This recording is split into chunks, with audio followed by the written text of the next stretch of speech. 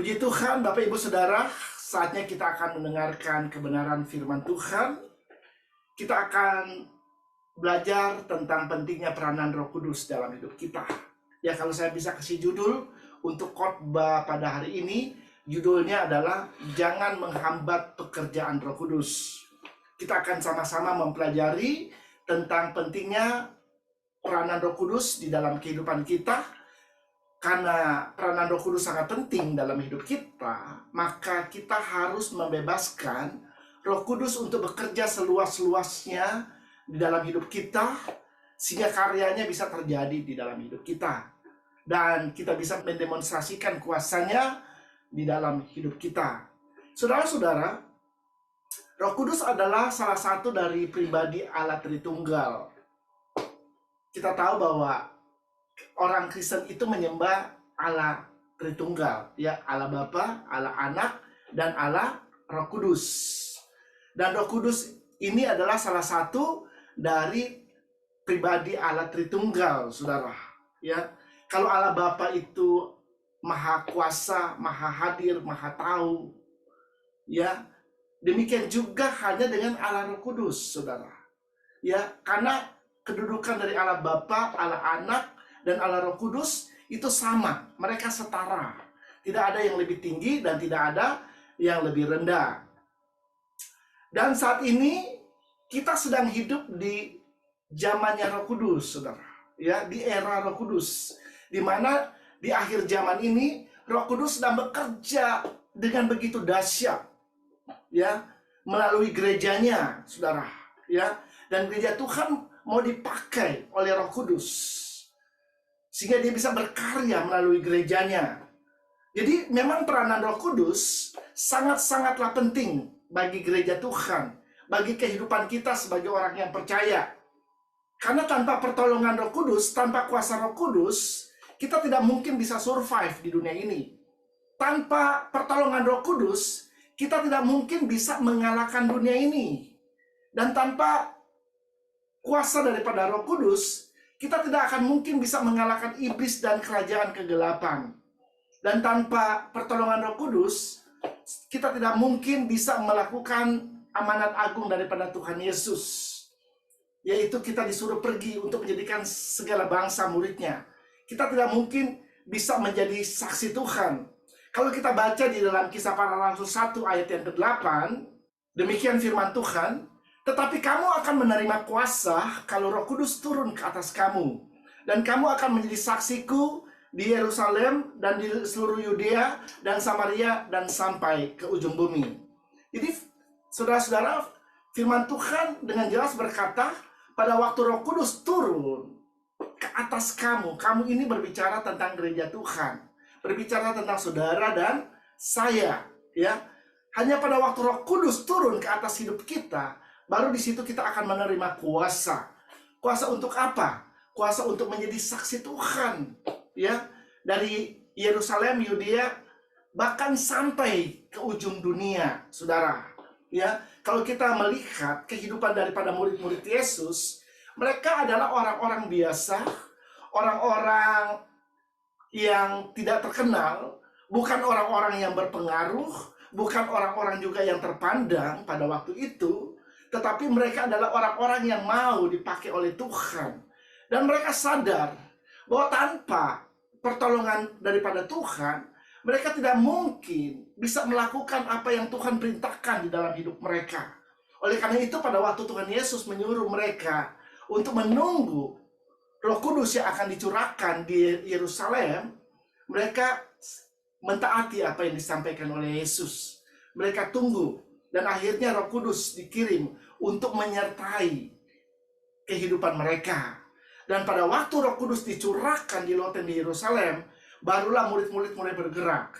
Mereka mulai bergerak dengan otoritas dan kuasa Allah. Ya, mereka bergerak, mereka melakukan kesembuhan, mereka melakukan berbagai macam mujizat, dan mereka memberitakan Injil dengan berani, saudara. Ini luar biasa. Jadi Roh Kudus berkarya, bekerja melalui hidup mereka. Nah, pada saat ini, saya akan membagikan ada beberapa hal yang bisa menghambat dan membuat pekerjaan dan karya Roh Kudus tidak terjadi di dalam hidup kita? Kapan pekerjaan dan karya Roh Kudus tidak terjadi dalam hidup kita? Yang pertama, pada waktu kita mendukakan Roh Kudus atau grieving the Spirit. Kita bisa baca itu di dalam Efesus 4 ayatnya yang ke-30. Dan janganlah kamu mendukakan Roh Kudus Allah yang telah memeteraikan kamu menjelang hari penyelamatan. Saudara perhatikan di sini, dikatakan Roh Kudus Allah.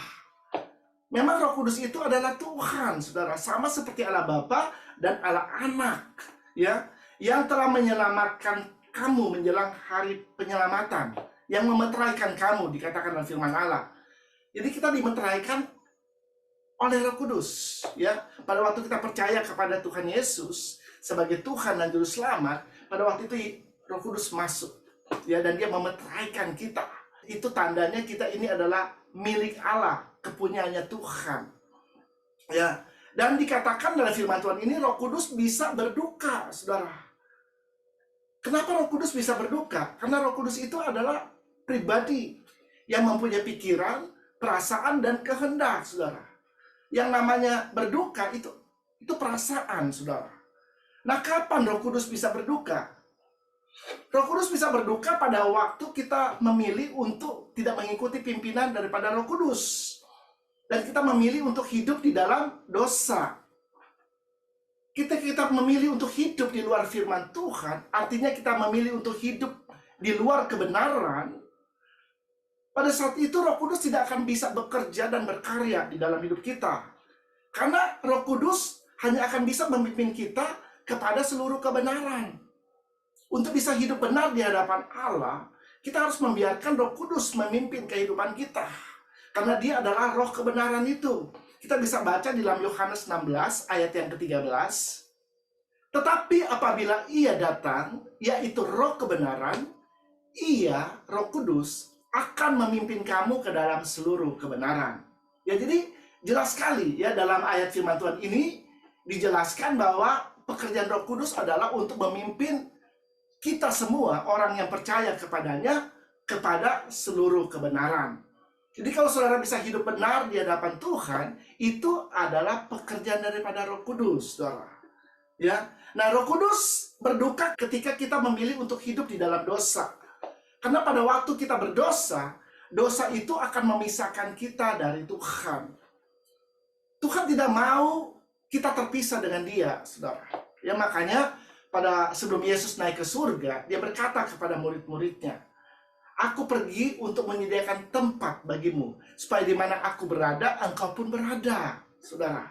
Ya, makanya pada waktu Dia naik ke surga, Dia mengirimkan Roh Kudus, ya, supaya kita nggak sendiri, ya. Dia tetap ada bersama dengan kita. Dia menyertai kita, saudara.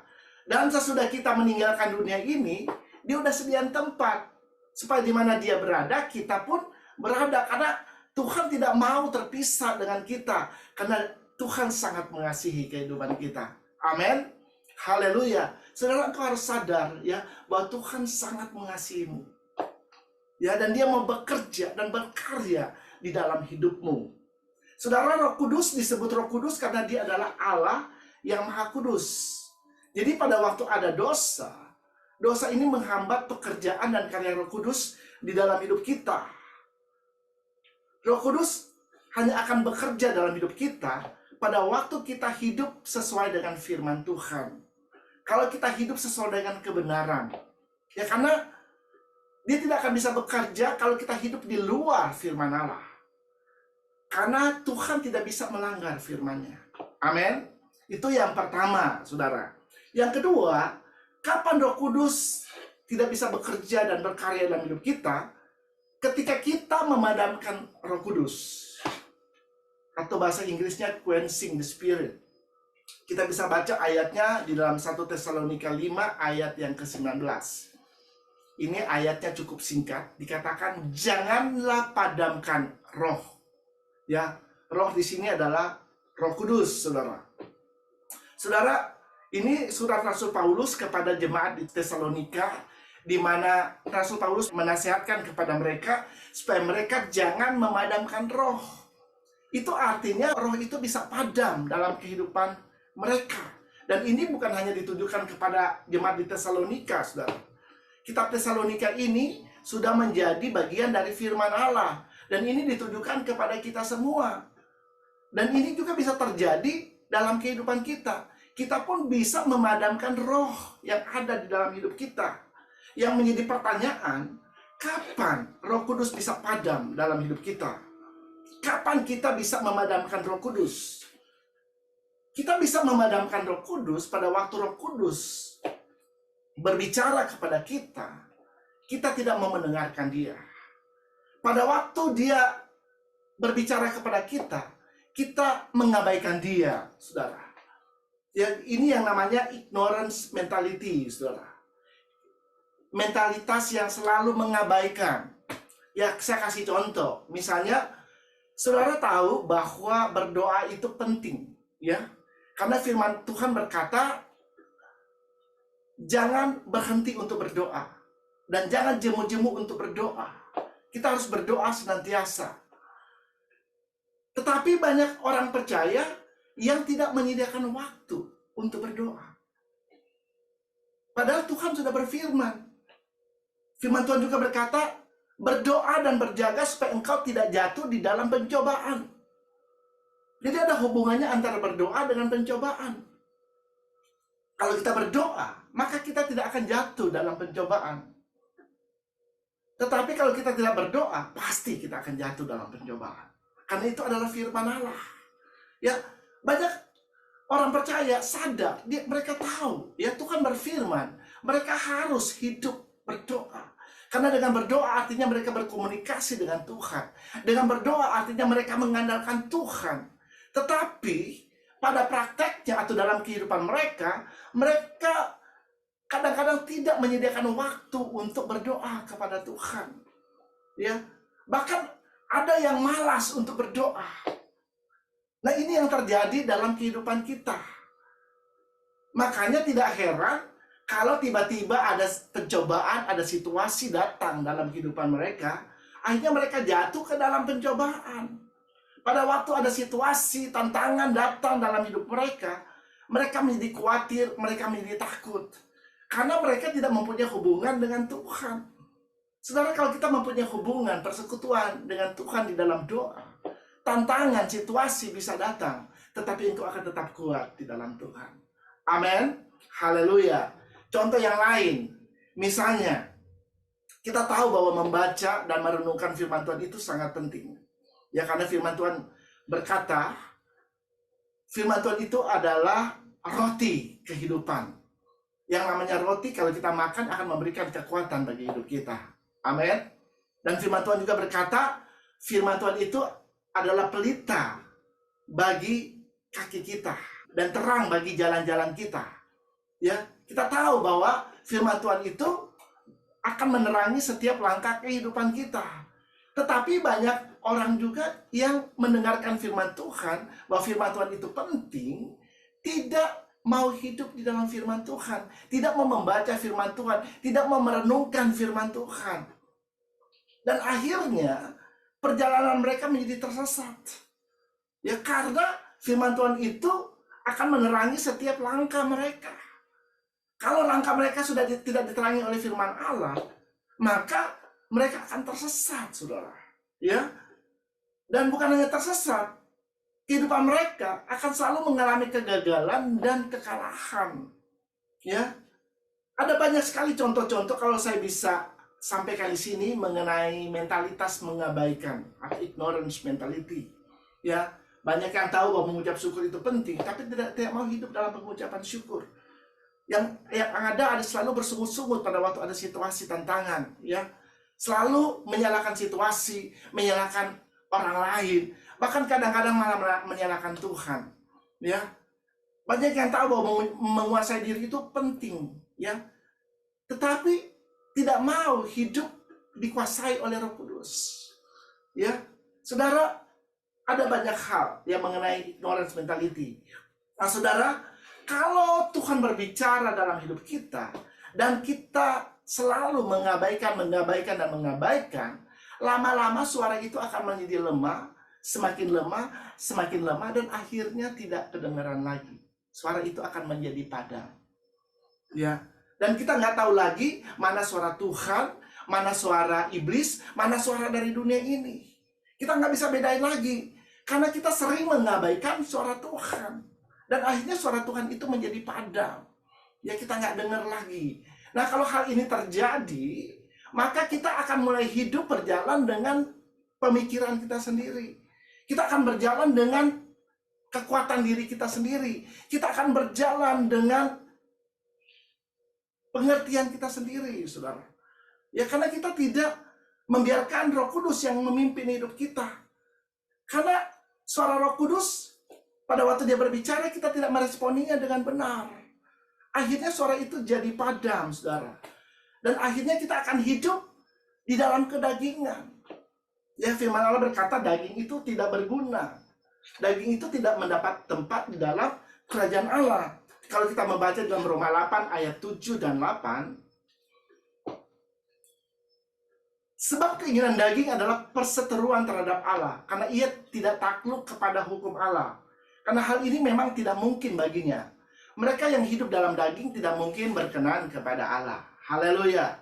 Saudara, pada waktu kita tidak mau mendengar ketika Roh Kudus berbicara dalam hidup kita, maka pada waktu itu kita akan hidup di dalam daging. Dan firman Allah dengan jelas berkata bahwa hidup dalam daging itu adalah perseteruan dengan Allah.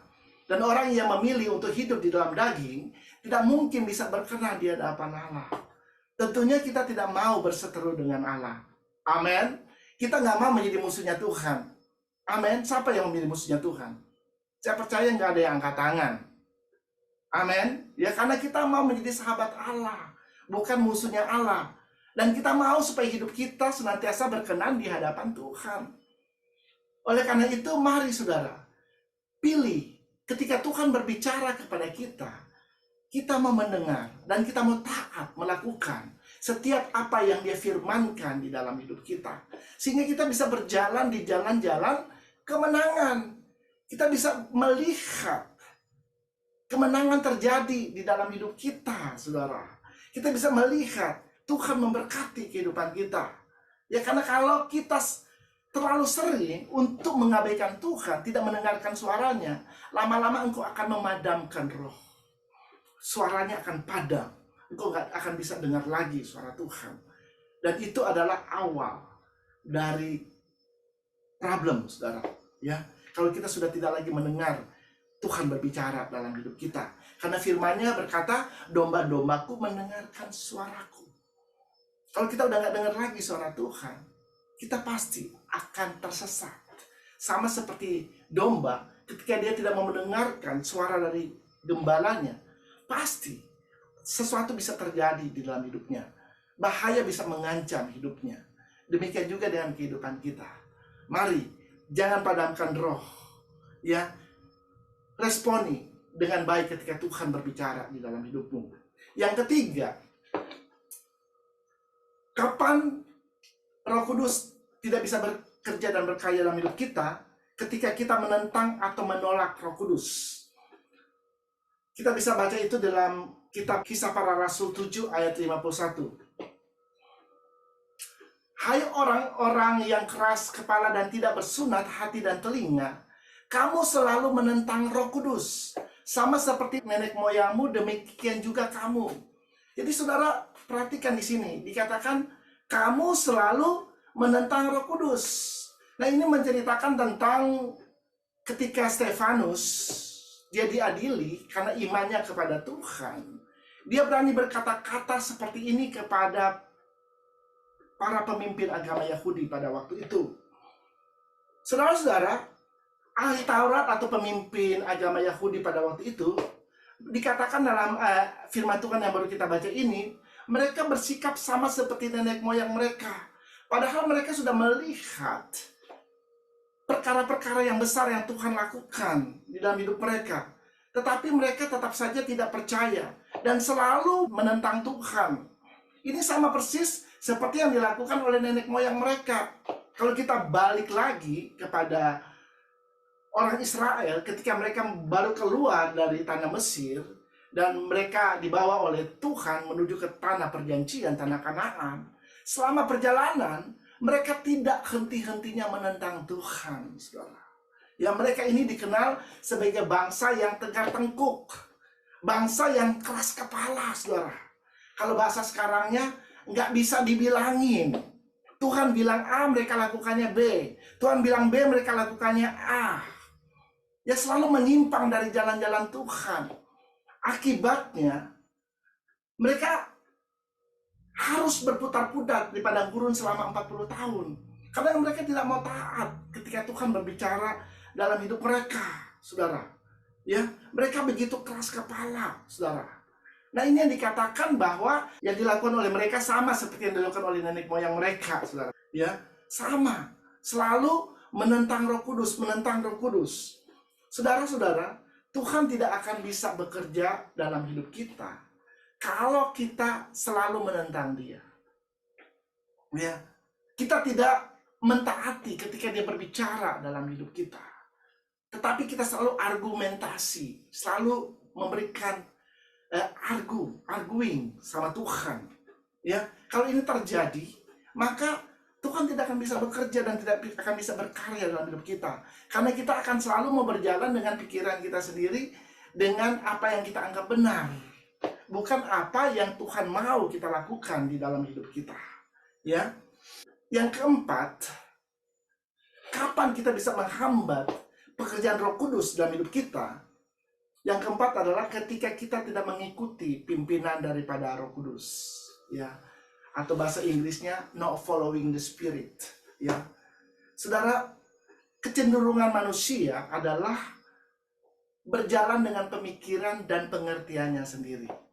Makanya kalau Anda membaca dalam kitab Amsal, ada ayat yang mengatakan, jangan bersandar kepada pengertian dirimu sendiri, akuilah Dia dalam segala lakumu, maka Tuhan akan meluruskan jalanmu. Ya, kenapa ada firman Tuhan ini? Karena Tuhan tahu bahwa manusia itu suka berjalan dengan pengertiannya sendiri. Tuhan mau supaya kita bersandar dan bergantung kepada Tuhan. Amin. Siapa yang mau bersandar dan bergantung kepada Tuhan? Saya percaya kita semua mau bergantung kepada Tuhan. Ya, karena memang kita membutuhkan Tuhan. Kita membutuhkan Holy Spirit. Kita membutuhkan Roh Kudus dalam hidup kita. Tanpa Roh Kudus kita nggak bisa berbuat apa-apa, saudara. Ya, makanya Roh Kudus dikirim ke dunia ini untuk menemani kita, untuk menyertai kita. Dia hidup di dalam kita. Alamat Roh Kudus itu bukan di mana-mana. Ya, dia ada di dalam hidup kita. Dikatakan tubuh kita adalah bait Allah dan Roh Allah diam di dalam kita. Amin. Jadi kalau ditanya alamatnya Roh Kudus di mana? Ya, jangan bilang di surga, bilang di kita. Emang Roh Kudus ada di surga, saudara. Tetapi dia ada di dalam diri setiap orang yang percaya juga. Amin. Ya, jadi Anda harus, kalau Anda mengerti tentang hal ini, Anda nggak pernah sendiri, saudara. Ya, Anda nggak pernah sendiri. Ya, Roh Kudus tidak akan pernah membiarkan engkau sendiri. Sekali dia masuk di dalam hidupmu, dia tidak pernah meninggalkan engkau. Karena dia adalah Allah yang setia. Haleluya. Ya. Suatu ketika, Rasul Paulus hendak pergi ke Asia. Dia mau mengabarkan Injil di sana. Tetapi dikatakan dalam firman Tuhan, Roh Kudus mencegah dia untuk pergi ke sana. Kita bisa baca itu dalam Kisah Para Rasul 16 ayat 6 sampai dengan ayatnya yang ke-7. Coba kita lihat. Kisah Para Rasul 16 ayat 6 sampai ayatnya yang ke-7. Mereka melintasi tanah Frigia dan tanah Galatia, karena Roh Kudus mencegah mereka untuk memberitakan Injil di Asia. Dan setibanya di Misia, mereka mencoba masuk ke daerah Bitinia, tetapi Roh Yesus tidak mengizinkan mereka. Ya. Jadi saudara-saudara, pada waktu mereka mau mengabarkan Injil di Asia dan mereka mau masuk ke daerah Bitinia, dikatakan Roh Kudus tidak mengizinkan mereka masuk ke daerah sana, saudara. Ya, ke Bitinia. Roh Kudus melarang mereka untuk masuk ke sana. Padahal kalau kita tahu, mengabarkan Injil itu sesuatu hal yang sangat penting. Amin.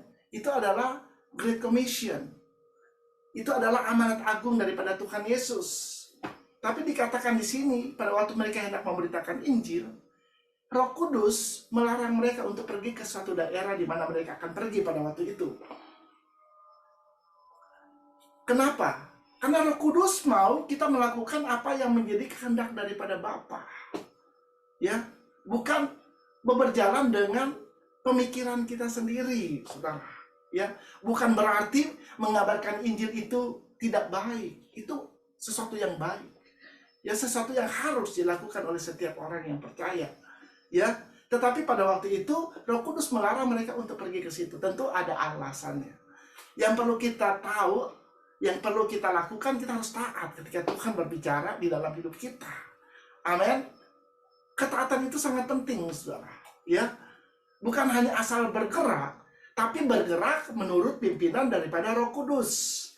Ya, kalau kita hanya asal bergerak, bisa kita bergerak ke arah yang salah. Dan itu bisa membahayakan kehidupan kita.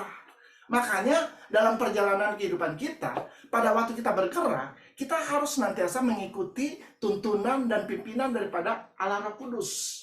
Karena Roh Kudus tahu mana yang terbaik buat hidup kita. Mungkin ada banyak hal-hal yang baik, tetapi yang terbaik, Roh Kudus yang paling tahu mana yang terbaik buat hidup kita. Jadi izinkan Roh Kudus yang bekerja, Roh Kudus yang memimpin hidup kita, sehingga kita bisa melakukan yang terbaik untuk Tuhan. Amin. Siapa yang mau melakukan yang terbaik untuk Tuhan? Haleluya. Ya, saya percaya kita semua melakukan yang terbaik untuk Tuhan. Kalau Anda mau melakukan sesuatu yang terbaik untuk Tuhan, izinkan hidupmu dikuasai, dikendalikan, dan dipimpin oleh Roh Kudus. Karena Roh Kudus pasti akan memimpin engkau kepada seluruh kebenaran. Ya, Roh Kudus nggak pernah salah. Karena dia adalah roh kebenaran. Haleluya. Haleluya.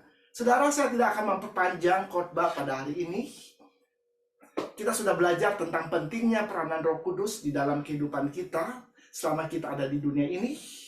Kita tahu bahwa kita membutuhkan Roh Kudus. Karena kalau kita menghadapi dunia ini dengan kekuatan diri kita sendiri, dengan mudah kita akan dikalahkan oleh dunia ini, saudara. Tanpa pertolongan Roh Kudus, kita tidak dapat berbuat apa-apa. Tanpa pertolongan Roh Kudus, kita tidak dapat mengenapi tujuan dan rencana Allah di dalam hidup kita. Tanpa pertolongan Roh Kudus, kita tidak akan bisa melihat perkara-perkara yang besar yang Tuhan akan lakukan melalui hidup kita. Karena Roh Kudus sekali lagi mau berkarya. Dia mau bekerja melalui hidupmu. Dia mau memakai engkau sebagai panjangan tangan daripada Tuhan selama engkau ada di dunia ini. Oleh karena itu, kita udah belajar, mari kita jangan memadamkan Roh Kudus yang ada dalam hidup kita. Dan jangan kita mengabaikan dia ketika dia berbicara dalam hidup kita. Pada waktu hal itu kita lakukan, maka kita akan berjalan di dalam jalan-jalannya. Dan jalan Tuhan adalah jalan kemenangan. Oleh karena itu, mari saudara, biarkan Roh Kudus bekerja seluas-luasnya di dalam dan melalui hidup kita. Amin. Siapa yang mau membiarkan Roh Kudus bekerja seluas-luasnya di dalam hidupmu? Saya percaya, ya, saya pun mau dipakai oleh Tuhan. Ya, supaya Roh Kudus bisa bekerja seluas-luasnya dalam hidup saya, sehingga karyanya, pekerjaannya bisa terjadi di dalam hidup kita. Saudara, inilah pesan Tuhan pada hari ini, ya. Kiranya bisa memberkati kehidupan kita semua. Tuhan Yesus memberkati kita semua. Haleluya.